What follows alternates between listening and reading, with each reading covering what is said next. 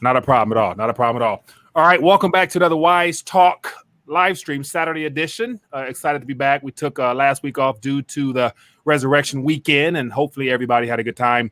And so let's kick it off right away. I want to welcome Mr. Bitcoin Ben. Appreciate you for joining, as well as Mr. George Gammon with his hat on in the Fed. Thanks for taking time to join us this afternoon. My official Rebel Capitalist T-shirt there. All right, so let's dive right into it, man. So it's been 2 weeks since we last connected. A lot of things is happening. Question is, what do you guys want to start off first? We can cover a little bit of everything, and then of course take some viewers' questions and whatnot. But where do you guys want to? How you would kick this off? I'd say his hat is the perfect line that we should originally go with. All right. I think we're almost there. We're legally we're already there. Trump has removed the decision making out of the leadership of the Fed's hands and in his and the Treasury. So we're halfway there. It's as I see it, and as I've actually been saying for a while now, is Trump is getting rid of the Federal Reserve and bringing the currency right back in to the Treasury Department where it should be. And I think this is the transition that we're living through right now, because Trump is not immune to the never let a good, lockdown go to waste. Yeah. And I think that he knew the economy would be like going down. And as soon as the Federal Reserve brought the interest rate basically down to zero, was when that transition over could happen the smoothest. Yeah, my concern there is we're kind of going from the frying pan into the fire, in the sense that even if you think that Donald Trump is great and he's a fantastic decision maker and he's got the best of the country as his number one priority, but then you got to remember what happens after Trump. That's the problem with government, and that what happens when your guy or gal is in office, well, that's one thing, but what happens when they're not in office, right? And it goes back to, I've been watching a lot of Milton Friedman. He's one of my favorites. I've been watching a lot lately.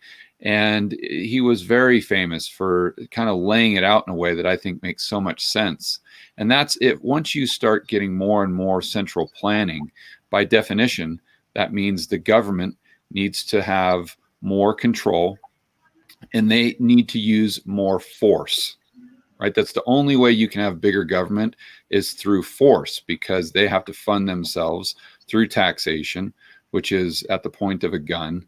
So what ends up happening is it attracts people who are totally okay with using force to control other people. And even if you have someone that's benevolent, and at the time, it's going to attract someone at a certain point that's extremely malicious. And if you continue to give the government more and more control and power, at some point in time, you're going to have someone in there that is either a dictator explicitly or implicitly, and then they can use those the way that the current administration might not use those powers. Now watch this. Whether it's Trump or Hillary were in this position right now, I think we would still be at the same level. We still have the same type of events going on, whether it was actual physical war or a health situation like we're facing now, all headed to that same end. So I don't think I think this far exceeds politics in general, because it's about the transition into that next world order that they already had planned for us.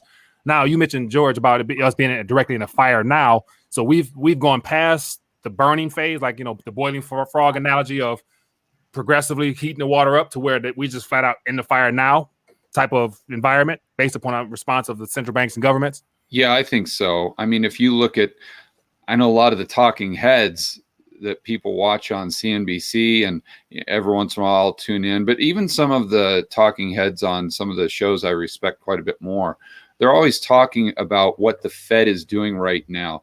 As an example, if we go back a week or so, they're talking about the junk bond market, the corporate junk bond market. And they're saying, well, yeah, the Fed's going to buy investment grade debt, but they're just not going to cross that line. They're not going to cross that line going into junk debt. They might buy some of the fallen angels, what they call them, but they're not going to do that. Or 2 weeks prior is, yeah, the Fed's doing QE infinity, but they're definitely not going to buy the corporate bond market. I mean, they can't do that because it's against the Federal Reserve Act.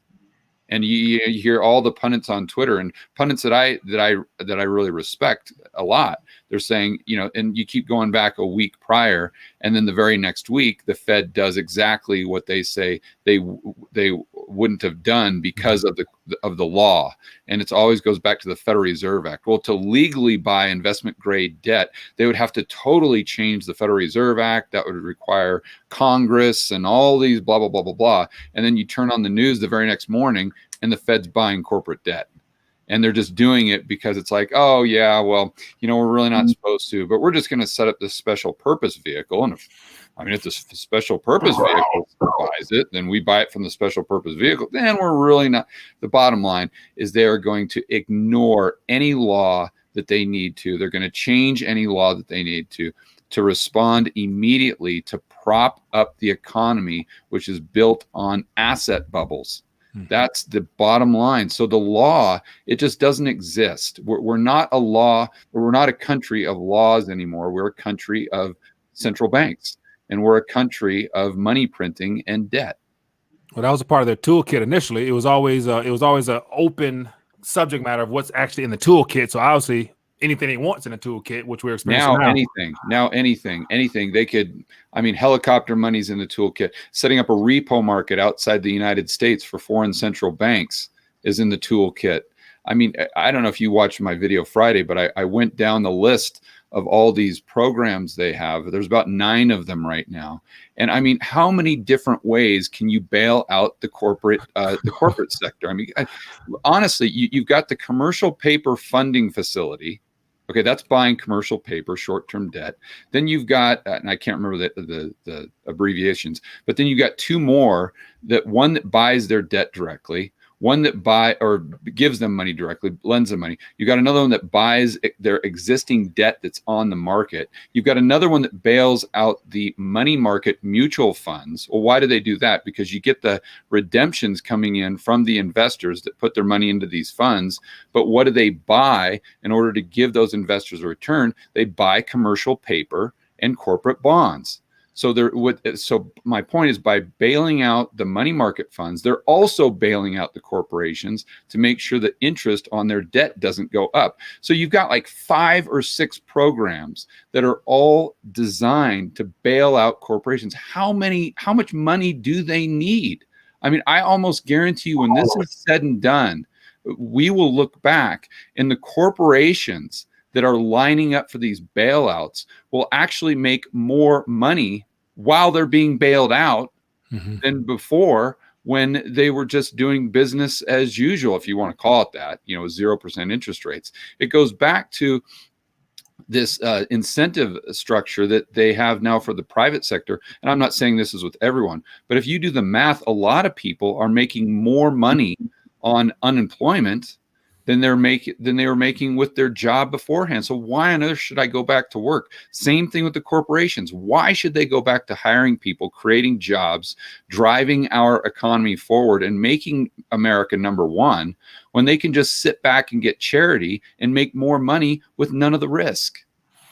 Yeah,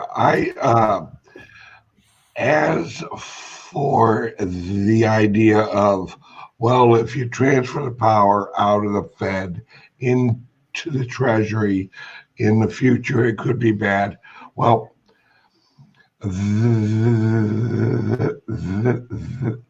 that is why Benjamin Franklin told us, "Sir, what did you give us?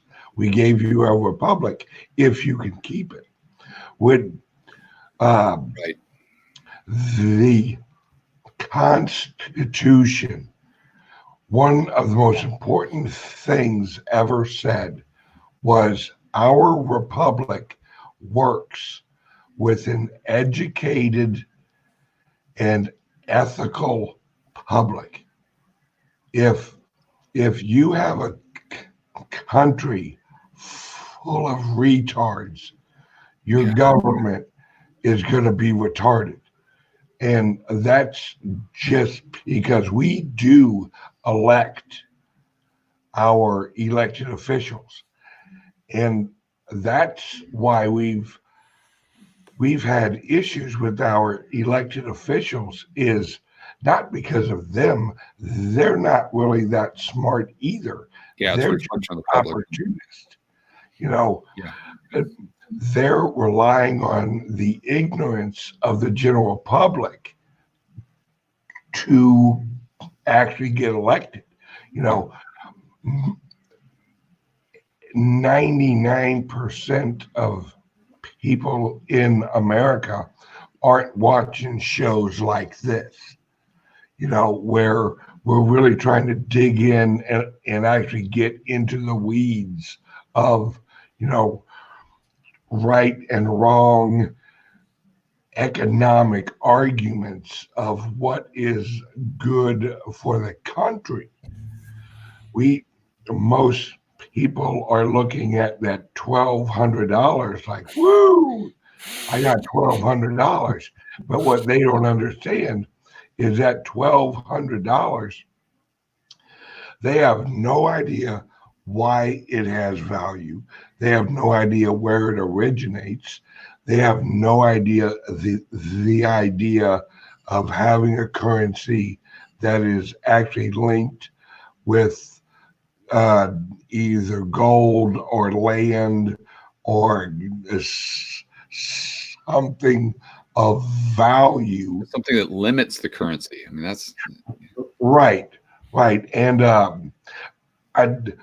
I wanted to bring this up. I had an argument with a guy last week when he was a gold guy. I'm, of course, an actual Bitcoin guy. And these gold guys, I love them, don't get me wrong. In the old world, gold was it. That was it. Watch this. The silver, is the silver fit in there, or is you just strictly you talking about gold, like from gold standard individual? This is actually gold and silver. Okay. All right. We need gold because we need to get rid of the manipulation. And I said, gold's always been friggin' manipulated. And he's like, you would have thought I slapped his mother. and I had, it is manipulated at the mining of it. And he's like, what do you mean? I said, well, all right, say that there's a glutton of gold. They quit mining as much. And what if there's not enough? They mine more. That right there is the manipulation of the supply. That's manipulation. And he's like, well, no, that's just, well, I mean, how else are you supposed to get the gold? I said, that's why your system in the past worked. The new system, the Bitcoin system, is using the blockchain and using the creation algorithm, has a fixed supply. injected every 10 minutes. And that shrinks over time. You have a predictable mining productivity where you can calculate exact off of. With gold in a global world, well, what if Venezuela nationalizes all of its mines? What if Mexico, like they basically recently did, nationalize their mines? You know, it's anything manipulable will be manipulated. It's human characteristics. That's what we do. We have an agenda and we alter what we can in order to reach our agenda. If that's good or bad, it's, you know, it doesn't matter. You just greed, like, you know, just pure greed, like, you know, just the fact that Right. somebody wants more than everybody else and wants to take away what everybody else can't have, type of thing. So exactly, with cryptocurrencies and actually Bitcoin, no greed affects the number of the actual Bitcoin created. supply, There may be millions of people mining it, Mhm. but they're only mining to actually get the reward every 10 minutes. That is what it is. Mhm. That's like having every miner in one mine, and they're digging as fast as they can for that next Block. vein of gold. Yeah. And that's what we're transitioning into is a more efficient and actually calculatable. Yeah, it's a formula. It's like formulaic. Yeah. Right. Now watch this. It's formulaic. So Bitcoin is the first of this last 10 years as far as offering us a decentralized, cryptography-based way of exchanging value with all the monetary characteristics, limited supply, stuff like that, fungibility. But yet, here's one of my things that I'm curious to find out more about. How come people are not focusing on and encouraging privacy coins? Because privacy coins, to me, would be the best thing to push for adoption, given the fact that it gives you some privacy, whatever that's worth at this current point, as opposed to blockchain, which is open source, trackable, traceable, bag 'em, tag 'em type of technology, because it's the first. And we know that, you know, it has room to evolve, but why not, you know, why is there not a big privacy coin adoption movement? Well, excuse me, just like everything else, there is. You just aren't actually part of the privacy coin movement. Mm-hmm. There are large groups out there that love the Monero. You know, that's the coin of the future. That's the one that's going to win. You know, Bitcoin and Litecoin are going to go to hell. Monero is the sleeping giant. You find that group, but that group is a minority inside of a minority, mm-hmm. inside of a minority. You know, it's like having. Now, this might be a crude example, but I'm going to use it anyway. That's like having an African American group, and then inside that African American group, you have the albino African Americans. Mm-hmm. Yeah, they're African American, but their big things is, hey, we're albinos. Mm-hmm. Okay, well, good for you. Mm-hmm. How the number of people in that group isn't large enough mm-hmm. to yell out and get enough attention. There isn't enough people looking for privacy mm-hmm. to really push that area of the cryptocurrencies. Hey, Ben, one question I've got. how does, in my mind, the problem with cryptocurrency is, and I love it as a speculation. I think it's a risk worth taking because of the asymmetry and the upside and downside. But if a government comes in and if it gets popular enough, they come in to say, okay, it's illegal to use. And the feedback I get on my comments and whatnot is, well, George, they can't make it illegal because you could still use it because it's anonymous or any of these things. But, and I totally get that. But what they could do, just like drugs, you know, they could say, listen, if you get caught using Bitcoin, it's 10 years in jail minimum, or some other extreme penalty that's maybe even worse than 10 years in jail. So even though you could technically use Bitcoin, if you get caught using Bitcoin, it's such a huge penalty that no one's really they're gonna want to shy away from it, again, just like drugs. And then the other response I get is, well, I just go to a country where they allowed this. But again, using the drug example, and like heroin, to my knowledge, isn't legal anywhere. So you can't just say, well, I'm just going to find a country where heroin is legal and I'm not going to go to prison for the rest of my life for using it, right? So how does that problem be solved through the eyes of someone who's very pro Bitcoin? One court case.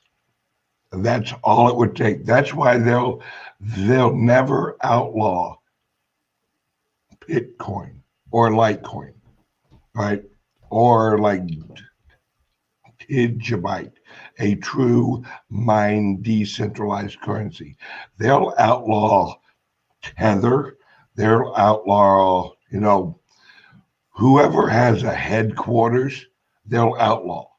They'll outlaw the crap out of any corporation. Like Libra. So Libra is right. Okay. Well, with Bitcoin and Litecoin and other truly decentralized cryptocurrencies, they don't have a legal argument at all. I mean, they would be destroyed in court with any halfway decent lawyer, because what would be their argument? Number one, in a case of that magnitude, the press would be amazing. Number one, they have to prove harm. They have to prove harm in a criminal case. And what is the government going to do?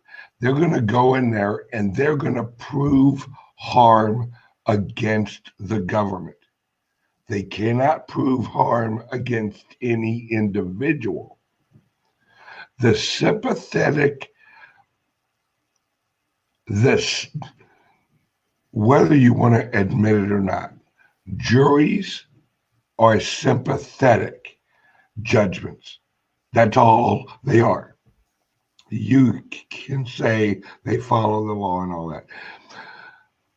The government is never going to win a case that they don't have a sympathetic victim, even if it doesn't exist. With drugs, society's just, the children. Yeah, you can create that illusion in a jury's mind. With cryptocurrency, the only victim is the authority and the power of the government. What are they going to go in and say? The government, using this removes the ability for the government to control the actions of this individual. Come on, jury. Come on, tear up. But I think it'd be a tax thing. It'd be just like Irwin Schiff. Remember when, I'm sure everyone on the chat is familiar with Peter Schiff's dad and how he stood up for income tax being unconstitutional. And he's, obviously he spent the rest of his life in prison. And I think that, and I don't know law, I'm not a lawyer, but I would assume that would be the angle that, hey, by using Bitcoin, we have to ban it because these people are terrorists, they're drug dealers, That's the only way that you wouldn't want to use the Orwell or the Fedcoin or whatever it is at that point. And so the only reason they're doing this is to evade taxes. And that means less money going to your kid's school.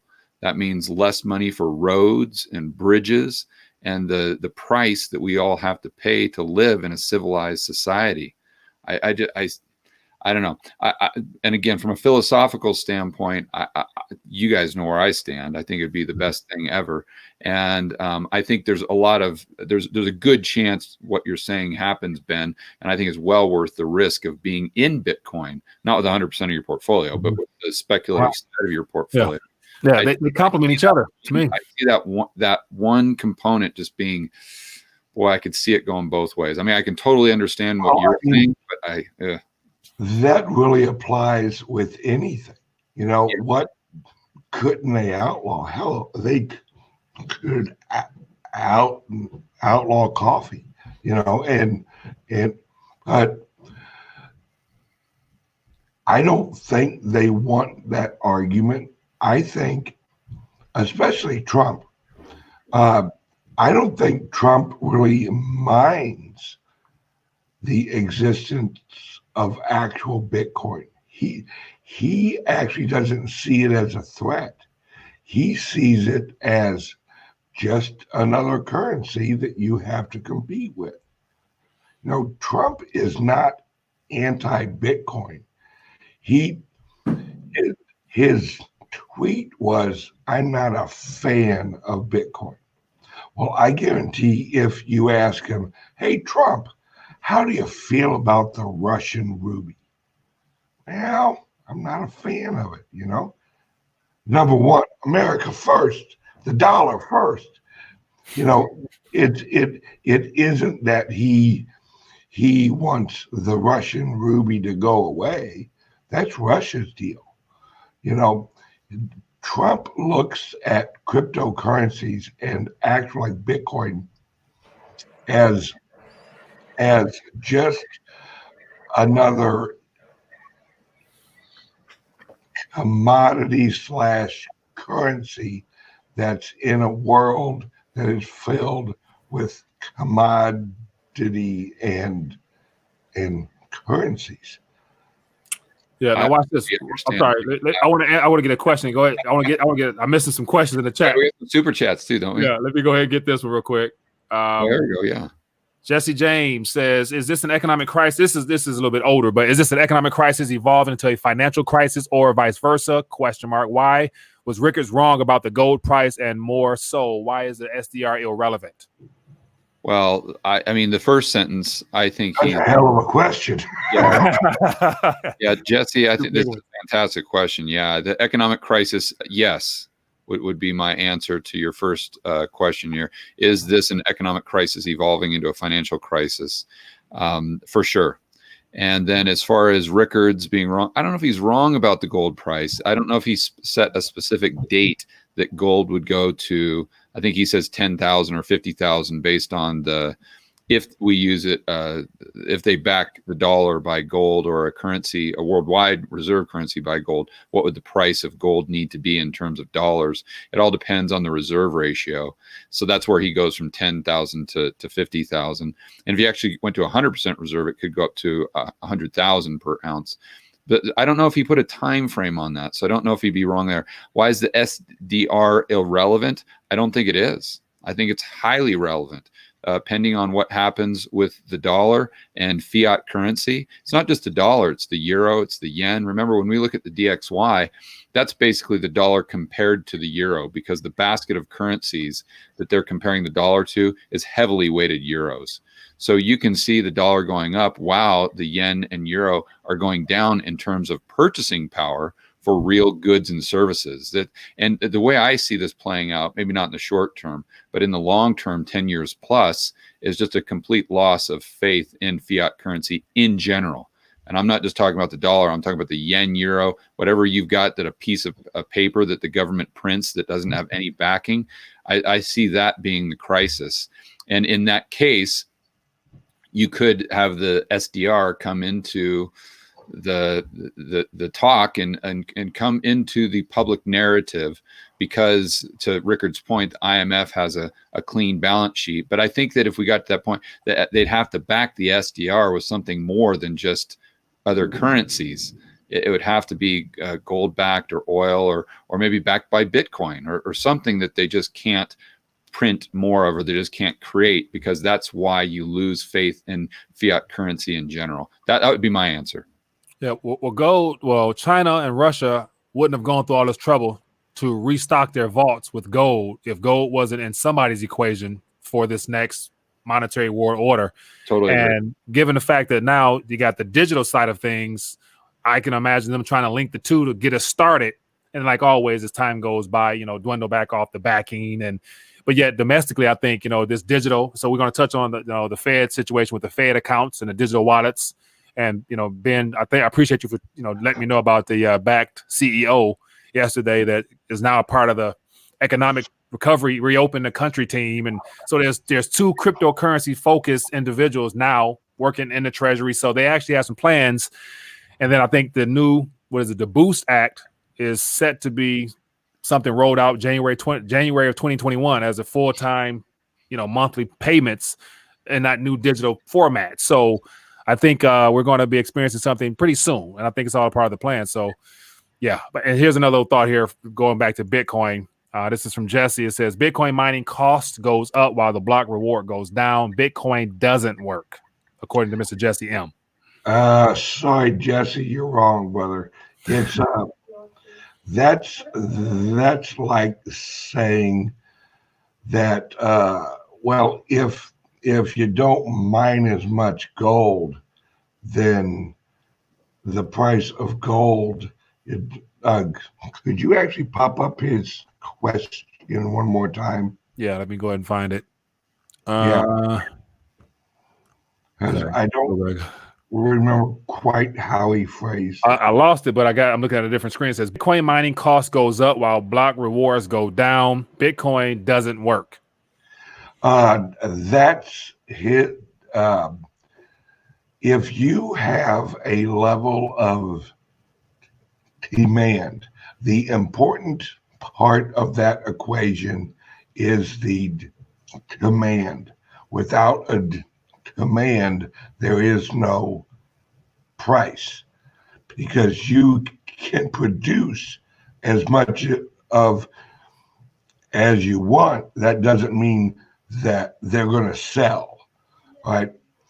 If Bitcoin has a growing demand and the supply is getting cut in half, that means higher prices on any commodity, as long as you have the demand of the product or the commodity. Oh, I love you, brother, but you're wrong. And that's actually just like natural supply and demand. Mike, do we have more super chats? We do not as of now, no. Okay, Ben, how does the split work? I keep hearing about the split and how having.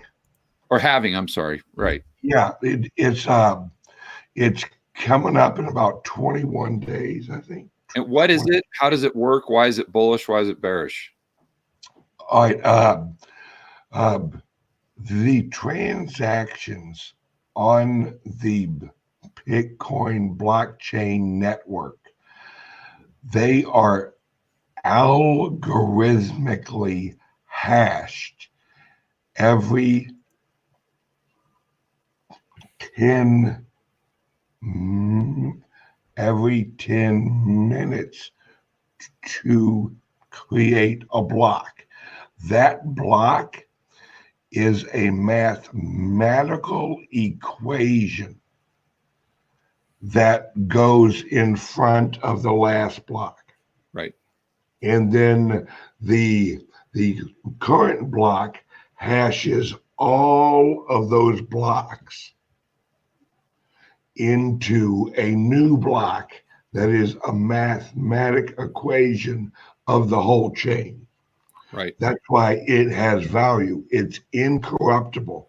You cannot go back and change a block, because those blocks, every time that a new block is created, it actually validates every transaction Right. in the whole chain from the original transaction of Satoshi Nakamoto.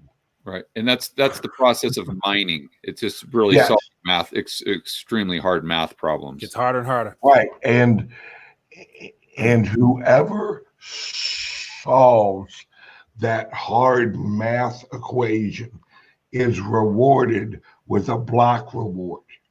Okay.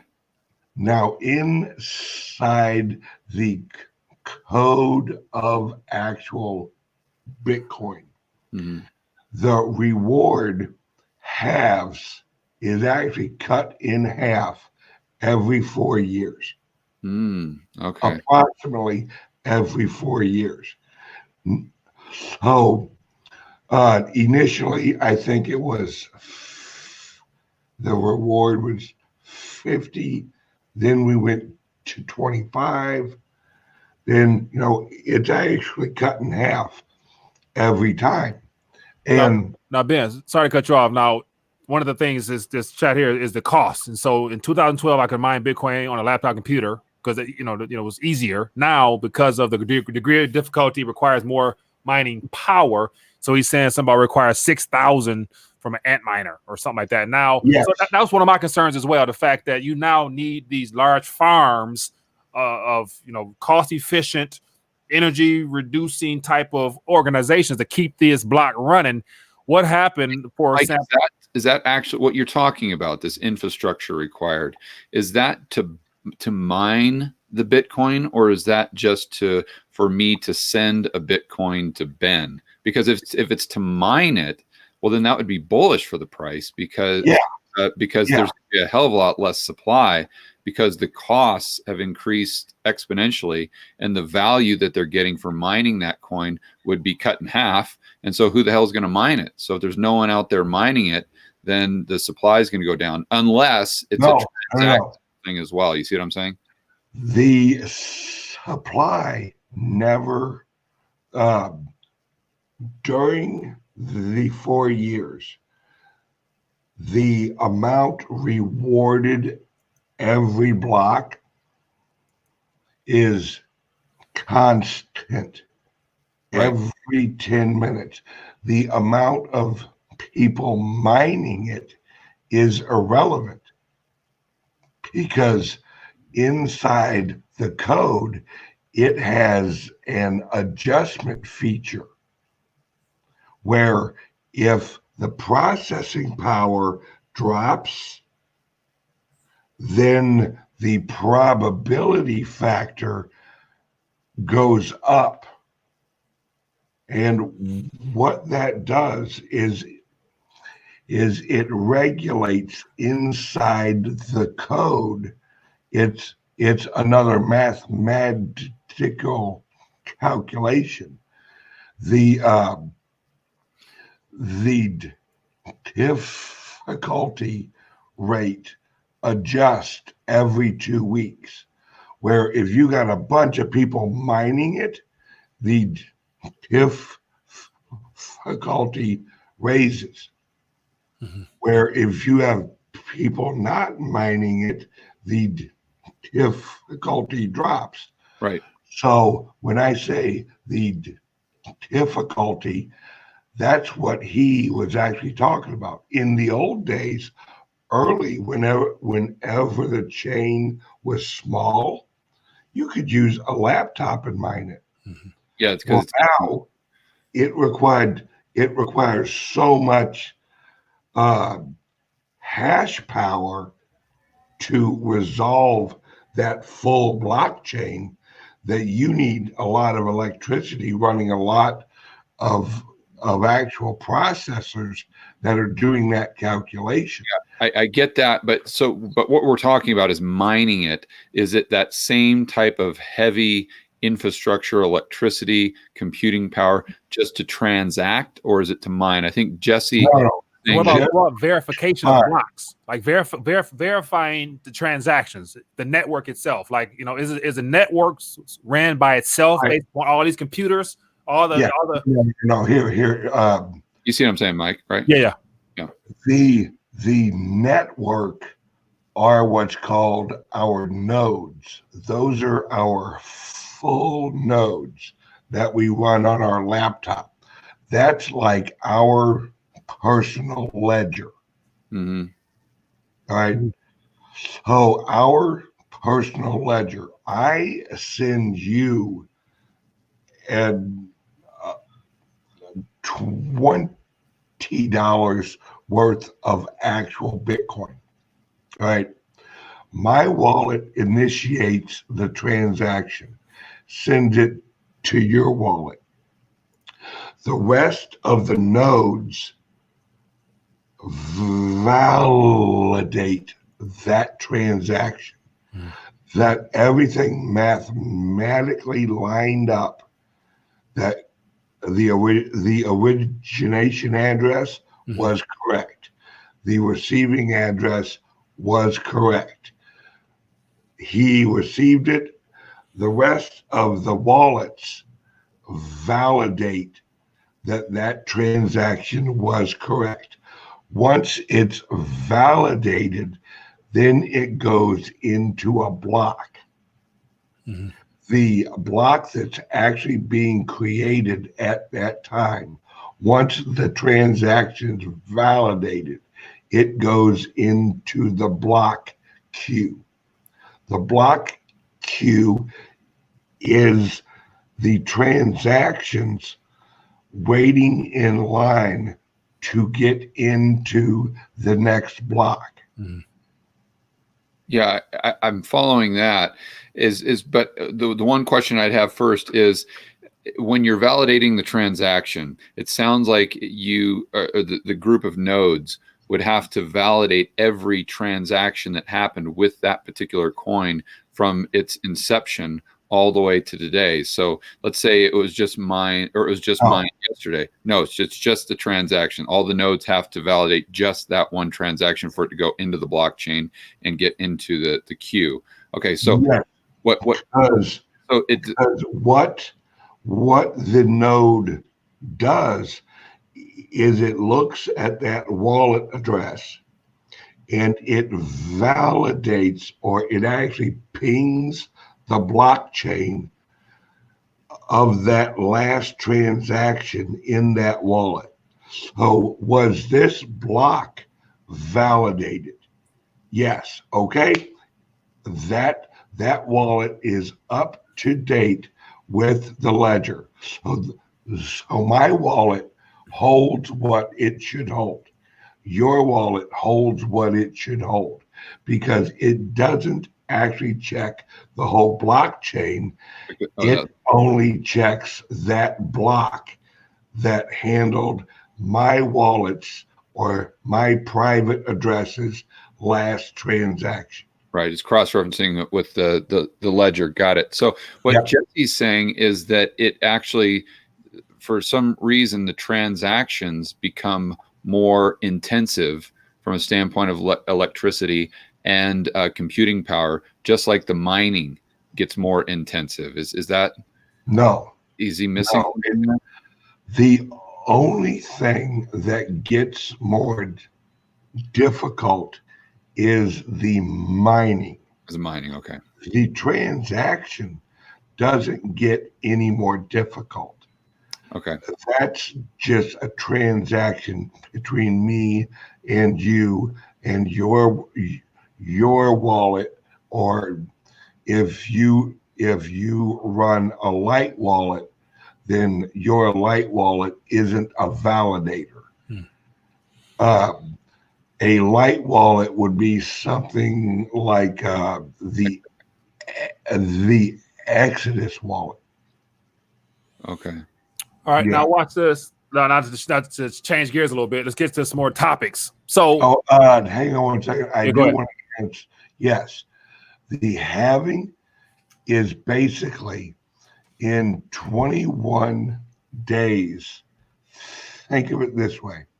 In 21 days, we will produce half the corn we did last harvest. So what happened last halving, Ben? Last halving, about 2016. the price actually doubled and then tripled about 3 months after the halving. Yeah, that'd be neat to go back and look at a chart after we get done. Yeah. Oh, that's why once you look at that chart, you'll see why all the Bitcoin people are excited, because it's blockchain pressure, it's supply pressure in a quickly growing demand market. Now watch this. Based upon the Federal Reserve's actions and what we've witnessed over the last 10 years, I don't see Bitcoin going to zero no matter what. So Bitcoin has to go up just because of all that legal counterfeit money, or legal counterfeit currency, as I call it. Looking for somewhere to hide is going to run into things that I believe has monetary properties, and Bitcoin is a primary candidate for it. So it definitely will go up. So, for whatever that's worth. But watch this. Let's transition to this Fed account. What are you Googling Qashqai for, Mike? Huh? My goodness gracious, get that off your browser ASAP. Well, Qashqai? No, because I was going to pull up a quote that I saw 2 days ago about something he referenced, and it wasn't Qashqai. It was another Fed. It was Bullard. He mentioned that the Fed. They basically said the Fed hasn't really done much of what they can do. And I'm thinking like, well, damn. I think Bullard said that. I think Bullard. Yeah, so I got confused, but and then Qashqai wants to shut everything down. But all right, so let's get to the Fed account. The Fed account is something they want to roll out now. Will we see that this year? Like, how will this stimulus or this legal counterfeiting that's going on now expand? Do you guys see the next wave of stimulus checks coming next month, June, July, and what would that stuff look like? Yeah, I think so. I think that you've got I think this is just how they're going to transition to digital currency, because we've got the first wave of we'll call it virus. I don't know how sensitive your YouTube stuff is, Mike, but we'll call it the virus is coming out right now. I think personally, if you look at it, assuming that the United States or the world isn't yet at herd immunity, and you could debate that back and forth, but assuming that we're not, then you let people go back to work, and then we have another wave come in where they're like, whoops, we're not at herd immunity, we don't have a vaccine. The curve starts to increase exponentially again. So now we have to have people come back into their homes. We have to go into lockdown again. Whether this happens in 3 months or in the fall when we have another wave, there's a potential for that. So I see this as okay, they're sending out $1,200, but then when people come back in, it's going to be even worse. And they're going to say, okay, now this is much more long-term than we thought. So we're going to need to extend this $1,200 for 1 month, 2 months, to call it the next 6 months. And then I think it's just once it's 6 months in and everyone has the app on their phone, or the Federal Reserve or the Treasury is just instantly wiring them money. Especially if Trump's not there in 2021, do you really think that's going to go away? I would. The probability of that, I think, is very low. So especially if inflation is still in their minds a problem, and that's the way to get inflation to spike, is that you get money in the hands of the people who are going to spend it. Therefore, velocity increases, and that's how you reduce the debt load that not only the federal government has, but the state governments and all the other debtors out there. So that's how I see it most likely playing out. There's no certainties, but that's kind of my base case. Yeah. What do you think, Mr. Ben? Yeah, I completely agree. I think that once you give away money and you create that, once you give it away, you got to keep giving it away. It's you can't really go back on that. It's like QE. It's like QE. The whole economy now has been built around the Fed's balance sheet expanding or negative or 0% interest rate. So you can't go back because you built the whole entire system on it. I think to Ben's point, once people build their lives and what they're paying for rent, what their car payment is, they build their entire behavioral pattern around getting this additional money. How do you take that away from them if they build their lives around it? So the longer it goes, the more, ironically, the more permanent I think it's going to be. So, Yeah. so the Federal Reserve System will still have a role in this next world order. Is basically what it looks like, because if it's a Fed account and the Fed will have the say so as to how things are distributed, from what it sounds like. How is that rolled into the Treasury, and how does the government take over that access? Maybe I misunderstood. I'm saying the Treasury, United States Treasury, an app. I think that So what about? Okay, go ahead. I think the Treasury will launch an application with a digital ledger wallet part in it that they'll airdrop currency into, and you can link that wallet with your existing bank, and it will be super simple. Or you use that wallet and you go shopping with it, because it's like having Apple Pay or Google Pay or something. Right. It will be your Fed Pay, or Treasury or USA Pay.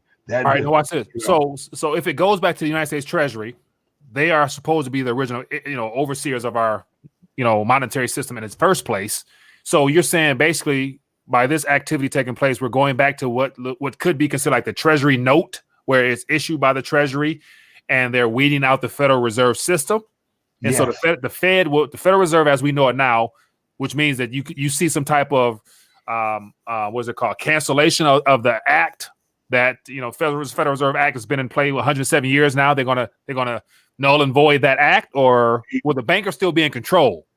Yeah, I think both, in my opinion. Because you still need the ability for the Federal Reserve to create money, if you want to call it that. I think you got to look at the dollar as three separate things, and one of them is outside the United States, so I'll ignore that for the time being. But you've got to look at bank reserves, and Alan, I'm sure, would totally agree with me here. You've got to look at the bank reserves that the Federal Reserve creates as like, not really dollars. They're kind of like Chuck E. Cheese tokens or Dave and Buster tokens, or digital credit ledgers type of thing. Yeah, you can't really use them unless the primary dealer banks kind of do something with them. So, but the dollars that the Treasury would be creating by instantly shooting them to everyone's wallet that's on their app, those would be actual dollars that you can use at the grocery store and do all these things. The problem there is that there would still be a need, like with the repo market, with all these dollar funding markets,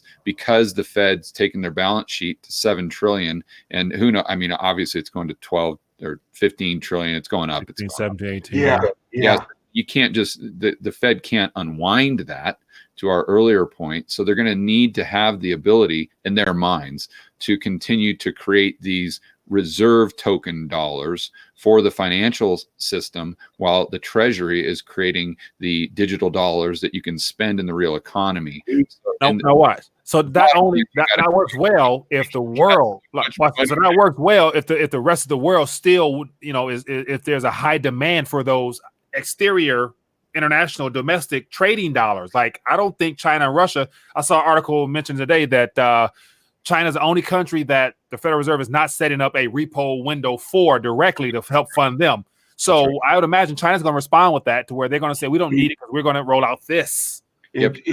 China has to have dollars. You got to look at the debt side of the equation there, Mike, and all this debt. But they have unknown amount of weight in vaults that I'd imagine that they can open up and bring some clarity to what's of real value and what's not. Yeah, they have restructuring assets, to your point, but remember, they've got a peg, and they cannot lose that peg. That would be just chaos, right? So if you've got a peg, a dollar peg, you have to have dollars coming in, whether you're Hong Kong, whether you're whatever country it is that has their currency pegged to the dollar. You've got to defend that currency with dollars. If you run short on dollars, the currency peg blows. You got big problems. You got that. You got oil. You've also got all this dollar-denominated debt outside of the system. $13 trillion of dollar-denominated debt that they have to have dollars for. So even if we're creating all these dollars in the domestic economy, Mike, then the question becomes, how do you transfer those dollars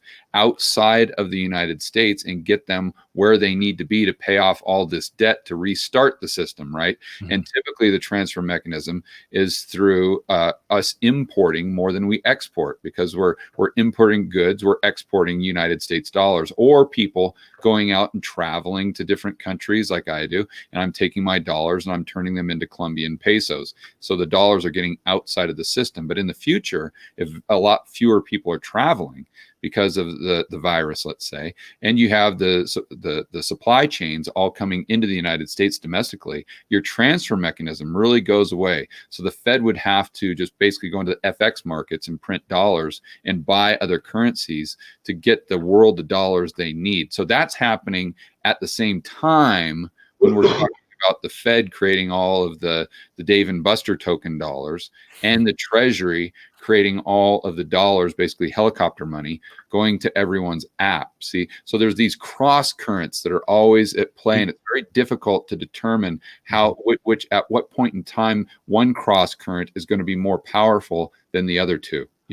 This is what Trump and the Treasury is actually doing. They're using the Federal Reserve dollar, and they are buying up everything with value. The Treasury is holding. They actually did it with oil this week. They basically were like, you know what? And it wasn't a bailout. They were purchasing oil that wasn't out of the ground yet. That's the Treasury accumulating a commodity that in the future they could label as, hey, this amount of oil that we bought in the ground, that's part of our reserves, right? And we're going to use that as part of our new currency's backing. Now, the reason why all of the rest of the world is not going to get rid of their gold and say, well, we're not using dollars. When you hold a reserve, you aren't holding that reserve because you value it. You're holding that reserve because someone you trade with values it. Yeah.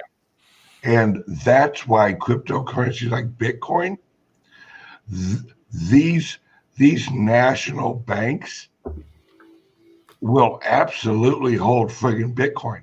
Not because they value it. They could give two shits what they hold in their reserves if other countries value it.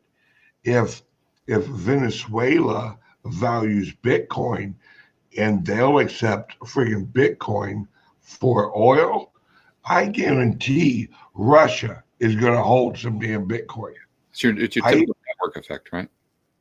Huh? It's your typical network effect. Yeah, it's anybody who says, oh, Bitcoin's going to zero. No, it would have already went to zero. If it didn't have a valued use case for humans, it would have already went to zero. It would have been proven to not have value and no one would buy it.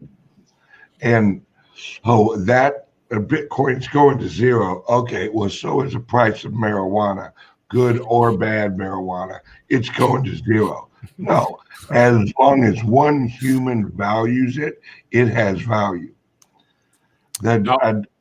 No, I couldn't argue with you because I'm at this current moment we're witnessing the end of this current monetary structure. Now it's a matter of how does it unwind and the speed. And so Mr. George started off by mentioning that we're already in the fire now.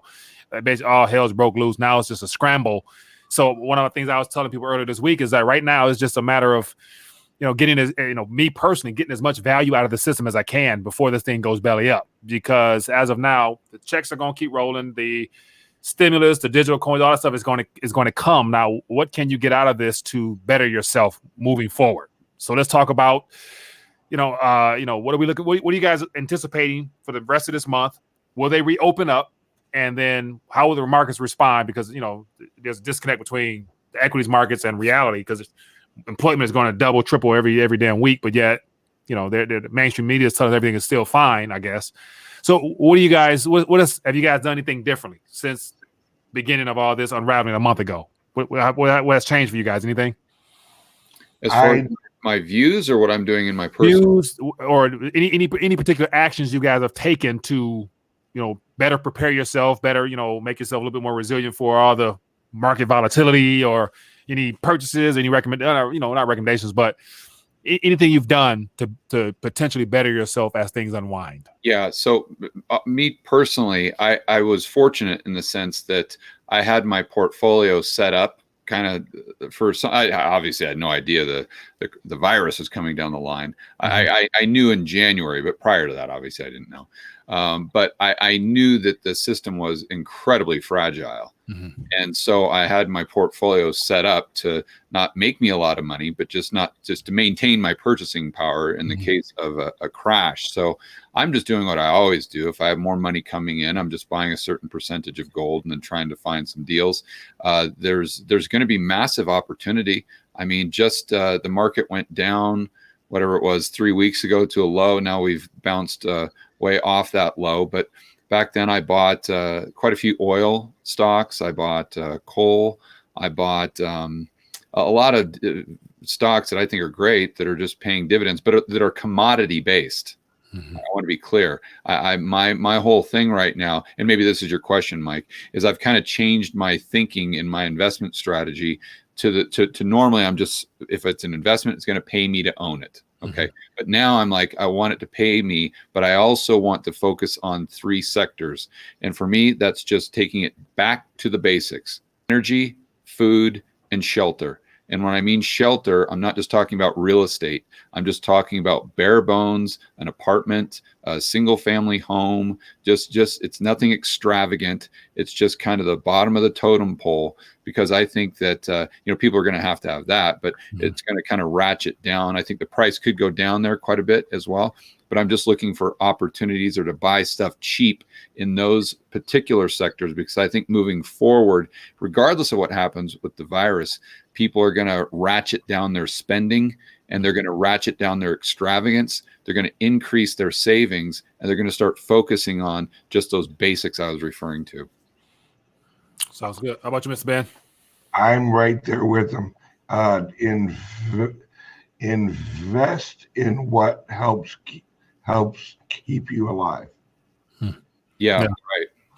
Yeah. So for me, it's more calories, because I think there's going to be that supply issue rolling around pretty soon. And so therefore trying to make sure that, the household is well fed, because I have some boys that eat like some grown men. And then of course, doubling down on my weight. And I'm a big fan of privacy coins, because I think as this digital Fed account, Treasury account is rolled out, a lot of people will become more familiar with the idea of wanting to get outside of that particular system. I think privacy coins will take off at that point. So I think it's going to be a lot of activity in that realm there. So yeah, man. But what do you have? I am right there with you as the knowledge of the user interfaces of cryptocurrencies are integrated into the general public, and the knowledge of privacy coins versus Bitcoin, Litecoin. Yeah, I absolutely think that privacy coins will actually gain popularity. And if somebody asked me, hey, which one would you buy? Hell, I buy Dash and probably Monero. Mm-hmm. those who are, and Litecoin's implementing a privacy choice here in probably 6 months, where your wallet will let you choose if you want a private transaction or an open transaction, and so you'll have choices. Yeah, I think that I look at the cryptocurrency sector itself as, as equity, because a lot of those companies projects have large communities where there's a lot of enthusiastic people, as you mentioned earlier. And so I remember during the last little rally of 2017, there's a lot of penny stocks that did extremely well that I was very happy with. So there's a lot of small, underfunded, unknown projects out there that have a lot of potential. So I like learning up on those things. So. All right, well, people, we've been over an hour. How about we get ready to dial back? And as always, for those that are tuning in, we have Mr. Bitcoin Ben on YouTube. We got Mr. George Gammon on YouTube. Go check them out. They do great stuff throughout the week. Gentlemen, there's going to be a lot of things worth talking about in the days ahead. So you guys be blessed, be safe, and stay healthy. Hey, Go ahead. I want to have you on my show I'll reach out. Never mind. I'll wait till he shut up. That deal. All right, everybody. Be blessed, be safe. Have a good week. And gentlemen, as always, it's great to hang out and hear your thoughts and opinions, because, that's how we educate each other. So I appreciate you guys. Thanks, Mike. All right. Enjoy your Saturday, people. Peace.